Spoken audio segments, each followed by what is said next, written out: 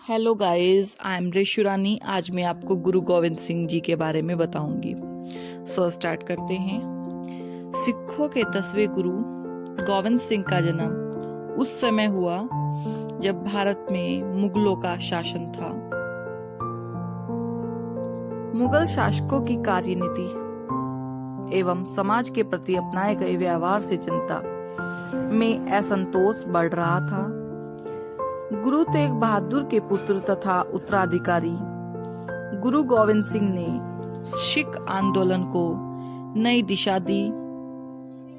जनता पर हो रहे क्रूर अत्याचार को देखकर गोविंद सिंह ने बाल्यावस्था में ही अनुभव किया कि आतंक तथा भ्रष्ट शासन से निपटने के लिए समाज को संगठित होना चाहिए। उनकी लड़ाई प्रमुख रूप से तत्कालीन शासन में थी, न कि इस्लाम धर्म से। इसका स्पष्ट परिणाम इस बात से मिलता है कि उन्होंने अपनी सेवा में कई पठानों को लगा रखा था और इस लड़ाई में उन्हें पीर बद्दू शाह का सहयोग प्राप्त था। मुगलों के विरुद्ध लड़ाई में सईद बेग और मेमू खां भी उनकी तरफ से लड़ते थे। नबी खां और गनी खां ने उन्हें मुगल सेना से बचाया था। वे पंजाब में भी वैसी ही जागृति पैदा करना चाहते थे जैसी शिवाजी ने महाराष्ट्र में की थी। गोविंद सिंह को लगभग 10 वर्ष की अवस्था में गुरु की गद्दी मिली। इनके समय में सिख लोग भली भांति संगठित हो गए। वे सैनिकों की भांति घुड़सवारी करते, तलवार चलाते और लड़ाई लड़ते थे। इतना ही नहीं, कुछ राजकाज भी होने लगा। अब गुरु लोग धार्मिक गुरु के साथ साथ राजा के समान रहने लगे। इनके शिष्य इन्हें भेंट देते। इस कार्य के लिए इन्होंने स्थान स्थान पर कुछ व्यक्ति नियुक्त कर दिए जिन्हें मसंद कहते थे। गुरु गोविंद ने, जो गुरु गोविंद सिंह के पितामह थे, सिखों को पूरा सैनिक बना दिया था। वे स्वयं सैनिक वेश में दरबार किया करते थे। उनके शिष्य तथा दरबारी उन्हें सच्चे बादशाह कहते थे। जिस समय गोविंद सिंह गुरु की गद्दी पर बैठे, पंजाब में सिखों की संख्या बहुत बढ़ गई थी। वे अपने गुरु से अत्यधिक प्रेम करते थे। गुरु गोविंद सिंह शिष्यों के आग्रह पर अंबाला के निकट आनंदपुर नामक स्थान पर आ गए, जहां वे लगभग 20 वर्षों तक रहे और यहां उन्होंने हिंदू धर्म ग्रंथों का बड़ी गंभीरता से अध्ययन किया। इसी बीच इन्होंने एक पुस्तक का संकलन और संपादन किया जिसे दशम ग्रंथ कहते हैं। वे स्वयं एक अच्छे कवि और विचारक थे। गुरु नानक की भांति वे भी एक ईश्वर को मानने वाले थे।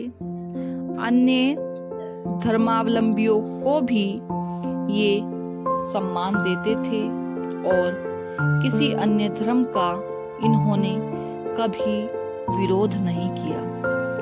इनके द्वारा रचित चंडी चरित्र और चंडिका वार नामक पुस्तकें वीर रस के सुंदर काव्य है।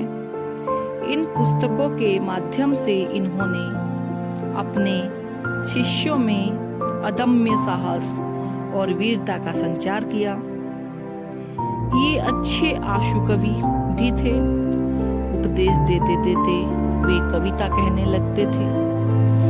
इससे सुनने वालों पर गहरा प्रभाव पड़ता एक पुस्तक विचित्र नाटक भी लिखी है। इसके द्वारा उन्होंने लोगों के उत्साह भरने का कार्य किया। इस पुस्तक में उन्होंने लिखा है, तुम हमारे पुत्र के समान हो, नया पंथ चलाओ, लोगों से कहो कि सत्य की राह पर चले और ना समझी से काम न करे। सन 1699 ईस्वी में बैसाखी वाले दिन गुरु गोविंद सिंह जी ने खालसा पंथ की स्थापना की।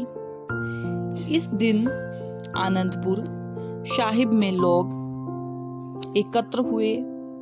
श्री केसगढ़ साहिब में एक दीवान लगाया गया, जहां हजारों मनुष्यों की भीड़ इकट्ठी थी। गुरु गोविंद सिंह आए। उन्होंने कहा, आप सब लोग मेरे भक्त हैं। आज खालसा के लिए बलिदान की आवश्यकता है और सबसे बड़ा बलिदान मनुष्यों का ही हो सकता है। आप लोगों में जो बलिदान देने के लिए तैयार हो वे सामने आए। सब लोगों में एकदम सन्नाटा छा गया। किसी का साहस बलि चढ़ने का नहीं होता था। थोड़ी देर बाद एक व्यक्ति तैयार हुआ। वह सामने आया। उसे गुरु गोविंद सिंह अंदर ले गए। तंबू के अंदर तलवार के वार की तथा धड़ गिरने की आवाज आई। इसके पश्चात वे हाथ में खड़क लिए फिर बाहर आए। वे बोले, एक बलि और चाहिए। इस प्रकार पहले से जल्दी दूसरा आदमी तैयार हो गया। उसको भी वे अंदर ले गए और बलि दे दी। बाहर आकर तीसरी बलि की मांग की। इस बार शीघ्र ही दूसरा आदमी वह अंदर ले गए। इसके बाद गुरु गोविंद सिंह के साथ वे पांचों सुसज्जित वस्त्रों के साथ बाहर आए। लोगों को बड़ा अचंभा हुआ। उन्होंने समझा कि गुरु के आशीर्वाद से ही जो जीवित हो उठे वे पांचों व्यक्ति पंच प्यारे कहलाए, क्योंकि वे मृत्यु का डर छोड़कर अपनी बलि देने को तैयार हो गए। उन्होंने 5 वस्तुओं को ग्रहण करना आवश्यक बताया। वे वस्तुएं हैं, पहली है केश, दूसरा कड़ा, तीसरा कंघा, चौथा कच्छा, पांचवा कृपान। ये पंच ककार कहे जाते हैं। प्रत्येक सिख इन 5 वस्तुओं को अपने साथ रखता है। उन्होंने जाति पाति का भेदभाव नहीं रखा। उन्होंने शिष्यों की आज्ञा दी कि कट्टरता छोड़े और अपने गुरु की आज्ञा को ही सबसे बढ़कर माने। उन्होंने अपने शिष्यों से जाति सूचक शब्द को छोड़कर प्रत्येक सिख के नाम से सिंह जोड़ना आवश्यक बना दिया, जिससे वे अपने को सिंह के समान अनुभव करें। इन सब का परिणाम यह हुआ कि सिख संगठित सैनिक बन गए। पास पड़ोस के राजा उनसे ईर्ष्या करने लगे। आनंदपुर के पड़ोसी राजाओं से उनका युद्ध भी हुआ, जिसमें ये विजयी रहे, किंतु आगे और भी विपत्ति खड़ी हो गई। सिखों की वीरता की बात जब अंग्रेजों के कानों में पड़ी तो वह इस बात से चिंतित और भयभीत हो गया कि उसकी राजधानी दिल्ली के निकट एक नई शक्ति उभर रही है। उस समय औरंगजेब दक्षिण में था। औरंगजेब ने सेनापति सैयद खां के नेतृत्व में एक बहुत बड़ी मुगल सेना गुरु गोविंद सिंह की शक्ति को कुचलने के लिए भेजा। सैयद खान ने मार्च 1704 ईस्वी में आनंदपुर पर आक्रमण किया। गुरु गोविंद सिंह के नेतृत्व में सिखों ने मुगल सेना का डटकर मुकाबला किया तथा मुगल सेना को पराजित कर दिया। मुगल सेना की पराजय का समाचार सुनकर औरंगजेब क्रोध में तिल मिला गया। उसने यह अनुमान लगा लिया कि गुरुजी की बढ़ती हुई शक्ति मुगल साम्राज्य के लिए खतरा सिद्ध हो सकती है। दक्षिण की उथल पुथल उसके समक्ष थी। उसे पंजाब की ओर से भी वैसे ही खतरा की संभावना होने लगी जैसे कि दक्षिण में मराठों ने पैदा की थी। अतः उसने गुरु गोविंद सिंह की शक्ति को समूलतः नष्ट करने के लिए अपने 3 सूबेदारों वजीर खां, जबरदस्त खां तथा दिलावर खां, जो क्रमशः सरहिंद, कश्मीर तथा लाहौर के सूबेदार थे, को आनंदपुर आक्रमण करने की आज्ञा दी। कुछ पर्वतीय राजा भी गुरु के खिलाफ मुगल सेना से जा मिले तथा मई 1704 ईस्वी में आनंदपुर पर आक्रमण कर दिया। लगभग 8 माह तक मुगलों ने आनंदपुर को घेरे रखा। सिखों ने भी मुगलों का वीरता से सम्मान किया, लेकिन धीरे धीरे सिक्कों की खाद तथा रसद सामग्री समाप्त होने लगी। आनंदपुर के बाहर से खाद एवं रसद सामग्री आने की कोई व्यवस्था नहीं थी, क्योंकि मुगलों ने शहर को चारों तरफ से घेर रखा था। अतः गुरु गोविंद सिंह ने आनंदपुर छोड़ने का निश्चय किया।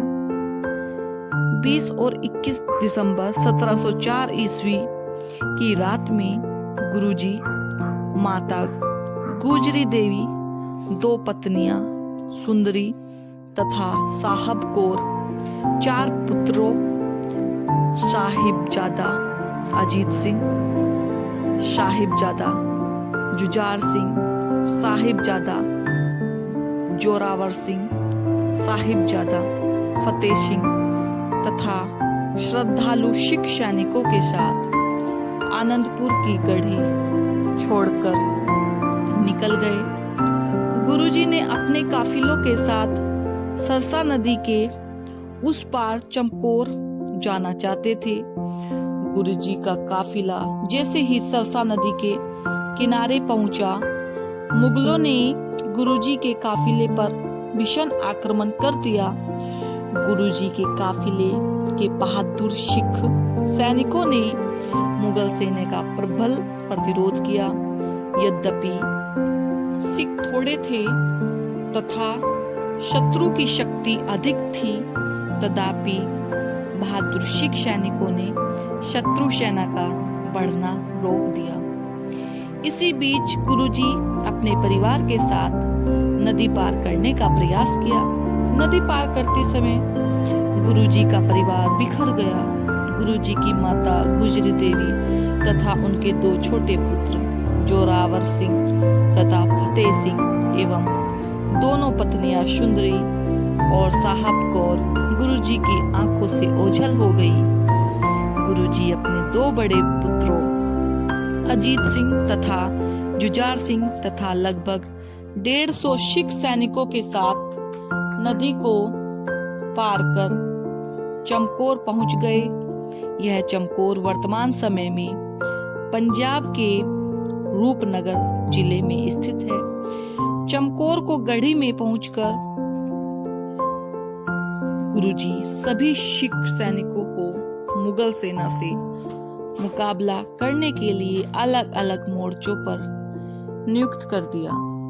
गुरुजी ने स्वयं गढ़ी के ऊपर अट्टालिका में मोर्चा संभाला।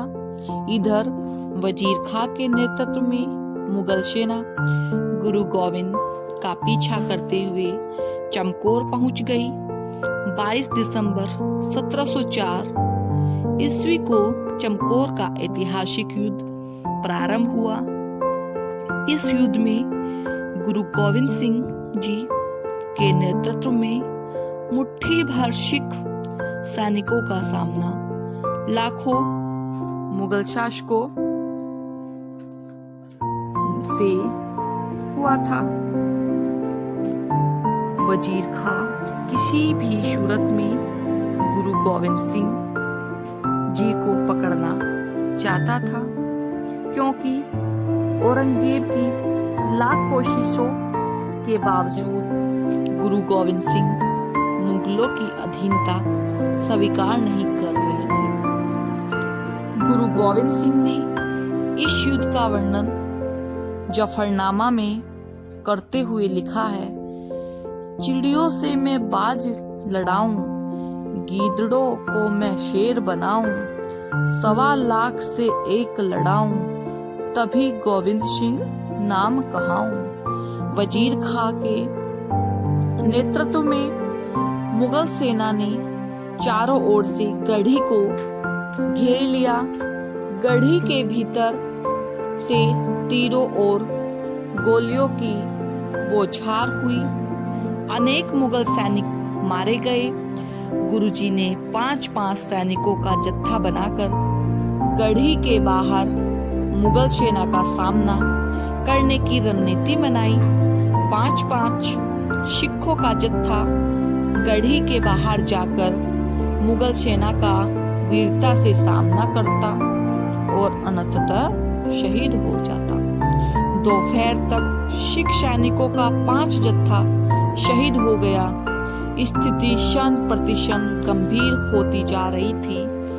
गुरुजी का ज्येष्ठ साहिबजादा अजीत सिंह, जो 17 साल का था, ने अपने पिता के समक्ष नतमस्तक हुआ तथा गढ़ी के बाहर जाकर मुगल सेना से लड़ने की आज्ञा और चाही। उसने गुरु गोविंद सिंह जी से कहा कि पिताजी, मेरी इच्छा है कि मैं दुश्मनों को अपनी तलवार का जौहर दिखाऊं। गढ़ी के भीतर न जाने कब शत्रु की किसी गोली या तीर से मृत्यु हो जाए, इसलिए यदि आपकी आज्ञा हो तो जाकर मन का हौसला तो निकाल लूं। फिर मरना तो एक दिन है ही, आज ही क्या और 2 दिन बाद ही क्या। गुरु गोविंद सिंह जी अपने पुत्र की यह वीर उचित वाणी सुन बहुत प्रसन्न हुए और बोले, धन्य हो पुत्र, यह तो हम क्षत्रियों का स्वाभाविक धर्म है। बड़े आनंद की बात है। तुम्हें मैं सहर्ष आज्ञा देता हूँ। यह कहकर उन्होंने पुत्र के सिर पर हाथ फेरा और सिख जवानों के साथ उसे गढ़ी से बाहर भेज दिया। साहिबजादा अजीत सिंह अपने साथ लाल सिंह, नंद सिंह, गौखम सिंह, ईश्वर सिंह, केसरा सिंह और मोहर सिंह को लेकर गढ़ी के बाहर निकला और दाएं हाथ में चमकती तलवार और बाएं हाथ में ढाल लिए आगे बढ़ा। वह मुगल सेना पर सिंह शावक की तरह कूद पड़ा और बड़ी बहादुरी, साहस एवं निपुणता से लड़ा। उसने मुगल सेना के बहुत से सिपाहियों की मौत के घाट उतार दिया, लेकिन अंततः मुगल सेना के सिपाहियों ने इस वीर बालक को चारों तरफ से घेर लिया। एक साथ ही उस पर इतने प्रहार हुए कि वह वाहे गुरु कहकर रणचंडी की गोद में अमरता की नींद सो गया। गुरु गोविंद सिंह जी गढ़ी के बुर्ज से अपने पुत्र अजीत सिंह को शहीद होते देखा। गुरुजी के मुख से धन्य बेटा धन्य, यही शब्द बारंबार निकला। गुरुजी का दूसरा पुत्र जुझार सिंह 14 साल का था, जो भी वहीं खड़ा होकर युद्ध का दृश्य देख रहा था। बड़े भाई अजीत सिंह की वीर गति देखकर उसकी नसों में भी बिजली दौड़ गई। उसने हाथ जोड़कर गुरुजी से निवेदन किया कि उसे भी युद्ध भूमि में जाने और अपने भाई की तरह शहीद होने की आज्ञा दी जाए। गुरुजी ने उसे अपनी छाती से लगाया और प्यार किया। फिर उन्होंने अपने हाथों से साहिबजादा जुझार सिंह को युद्ध के सुनहरी वस्त्र पहनाए, एक चमकती ढाल और तलवार उसे दिया तथा मस्तक पर एक छोटा टीका लगाया। गुरुजी ने उसे अंतिम फतेह कही और कहा कि जाओ और मृत्यु रानी से विवाह कर लो। जुझार सिंह मुस्कुराए तथा अपने 5 सिख साथियों के साथ युद्ध भूमि की ओर बढ़ गया। वह वीर बालक जुझार सिंह मुगल सेना पर अपनी तलवार तेजी से घुमाता हुआ टूट पड़ा। उसने अनेक मुगल सिपाहियों को मौत के घाट उतार दिया। जिधर से भी वह गुजरा उधर से ही खून की नदियां बहने लगी। यह एक असाधारण दृश्य था कि एक 14 वर्ष का बालक अपने देश और धर्म के सम्मान अर्थ के लिए बड़े साहस से एक बड़ी सेना से युद्ध कर रहा है। चारों ओर के प्रहारों से अपने को बचाते हुए वह तोप के गोलों की तरह आगे बढ़ता चला गया। इतने में मुगल सेना ने उसे घेरे में डालकर उसकी एक बाह उड़ा दी, पर इससे उसका तेज मंद नहीं हुआ। दूसरे हाथ में तलवार लेकर वह पूर्ववत लड़ता रहा, लेकिन फिर दूसरी चोट कंधे पर लगी तथा तीसरी मस्तक पर, जब वह वीर बालक अचेत होकर युद्ध भूमि में गिर पड़ा और शहीद हो गया। गुरु गोविंद सिंह जी के शेष 2 पुत्र साहिबजादा जोरावर सिंह व फतेह सिंह 20-21 दिसंबर 1704 की रात में गुरुजी के साथ आनंदपुर की गढ़ी छोड़कर अपनी दादी माँ गुजरी देवी संग बाहर निकले। सरसा नदी को पार करते समय मुगल सेना ने उन पर अचानक आक्रमण कर दिया। उस आक्रमण के फलस्वरूप दोनों साहिबजादों अपनी दादी के साथ गुरुजी से बिछड़ गए। गुरुजी से बिछड़ने के बाद माता गुजरी देवी एवं दोनों साहिबजादों की भेंट गुरु महल के पुराने रसोइये गंगू से हुई। गंगू रसोइया उन्हें अपने घर ले गया, जहां वे 2-3 दिन आराम से रहे। माता गुजरी के पास सोने चांदी के सिक्कों व हीरे जवाहरात से भरी एक पेटी थी। उस पेटी को देखकर गंगू की नीयत डोल गई और उसने उस पेटी को चुरा लिया। जब माता गुजरी ने गंगू से पेटी के बारे में पूछा तो वह आग बबूला हो गया। वह कहने लगा कि एक तो वह अपने प्राणों पर खेलकर उनकी जान बचाया तथा अपने घर पर रखकर उनकी रक्षा की, इसके बदले में आप मुझ पर चोरी का आरोप लगा रही हो।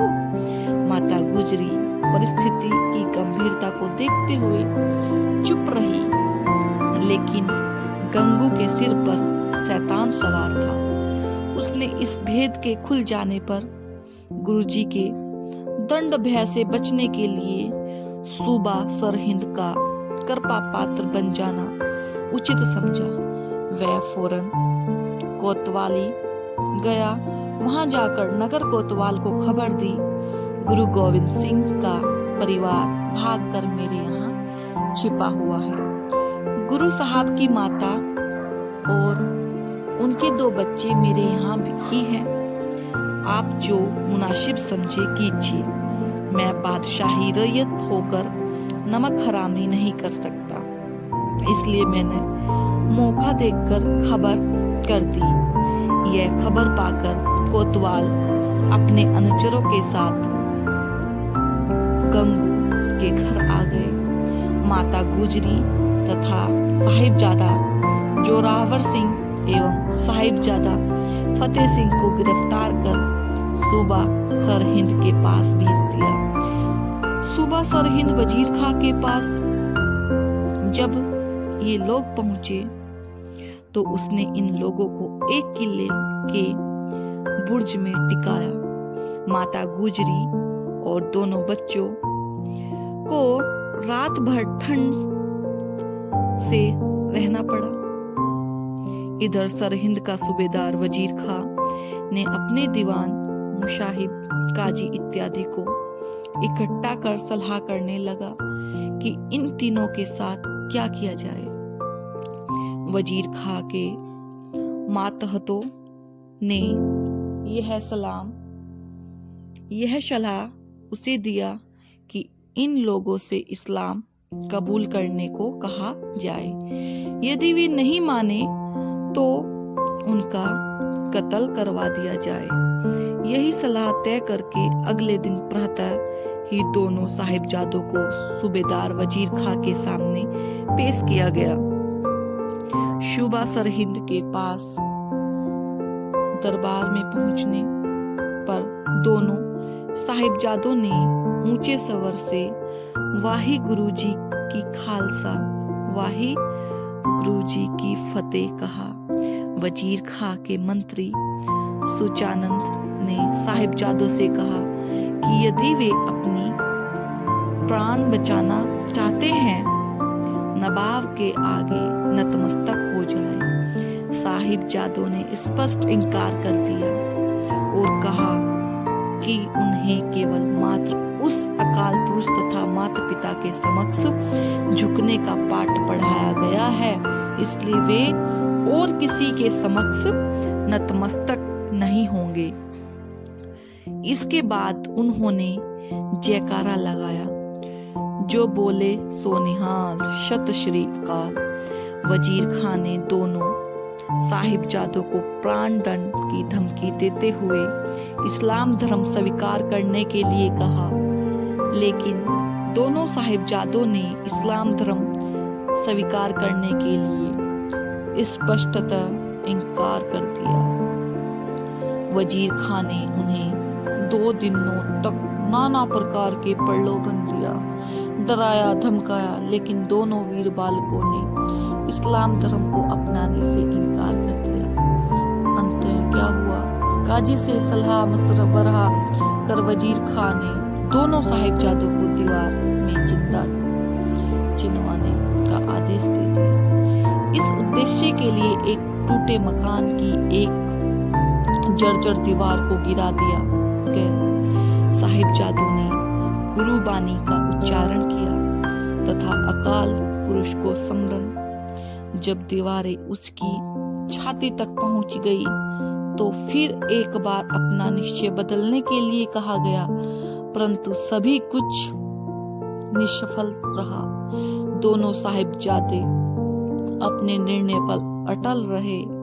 जब दीवार उनके गले तक पहुंच गई तब सूबे सरहिंद जोर से चिल्लाकर बोला, अरे लड़कों, अब भी मान जाओ, अभी भी वक्त है। लेकिन उत्तर में उसे धिक्कार के सिवा कुछ भी नहीं मिला। दोनों वीर बालक आंखें बंद कर ओम ओम का उच्चारण करने लगे। दीवार पूरी चिन दी गई। दोनों वीर बालक जिंदा ही अपने को दीवार में चिनवा दिया, लेकिन देश और धर्म के पथ से विचलित नहीं हुए। जब इन दोनों बालकों के यूं मारे जाने का वृत्तांत माता गुजरी ने सुना तो वह मूर्छित होकर भूमि पर गिर पड़ी तथा अपना प्राण त्याग दिया। सरहिंद का एक हिंदू साहूकार टोडरमल ने माता गुजरी तथा दोनों साहिबजादों का अंतिम संस्कार किया। अंतिम संस्कार करने के लिए वजीर खां ने यह शर्त रखी कि टोडरमल केवल उतने ही क्षेत्र पर अंतिम संस्कार कर सकता है जितनी जगह वह खड़े सोने के सिक्के बिछाकर खरीदे। टोडरमल ने अपनी सारी संपत्ति बेचकर लगभग 78,000 सोने के सिक्के जमीन पर खड़ा बिछाकर अंतिम संस्कार हेतु जमीन खरीदी। वर्तमान समय में इस स्थान पर गुरुद्वारा ज्योति स्वरूप फतेहगढ़ में जो है फतेहगढ़ साहिब जिला पंजाब में स्थित है। चारों साहिबजादों के शहादत पर गुरु गोविंद सिंह जी तनिक भी विचलित नहीं हुए। उन्होंने कहा, इन पुतन के शीश पर वार दिए सूत चार मुए तो क्या भैया जीवित कई हजार। फिर 1707 ईस्वी में औरंगजेब की मृत्यु हो गई और उसके लड़कों में राज्य के लिए लड़ाई छिड़ गई। गुरु ने उसके लड़के बहादुर शाह का साथ दिया जो बाद में औरंगजेब का उत्तराधिकारी बना। बहादुर शाह से मिलने के लिए वे दक्षिण जा रहे थे।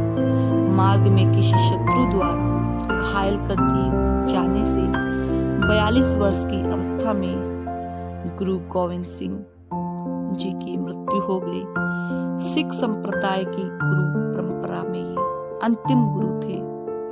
अपने मृत्यु से कुछ समय पूर्व एक समारोह में गुरु गोविंद सिंह जी ने 5 पैसे व 1 नारियल गुरु ग्रंथ साहिब के आगे रखकर माथा टेका और गुरु ग्रंथ साहिब को गुरु पद की पदवी प्रदान की। इसके पश्चात उन्होंने कहा कि आज के बाद कोई देहधारी व्यक्ति गुरु नहीं होगा बल्कि गुरु ग्रंथ साहब जी आज से बाद सिखों के गुरु होंगे।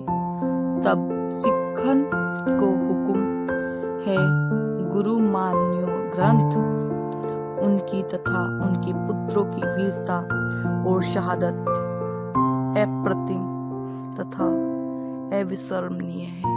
Thank you guys for watching my video. Please like, share, comment and subscribe my channel.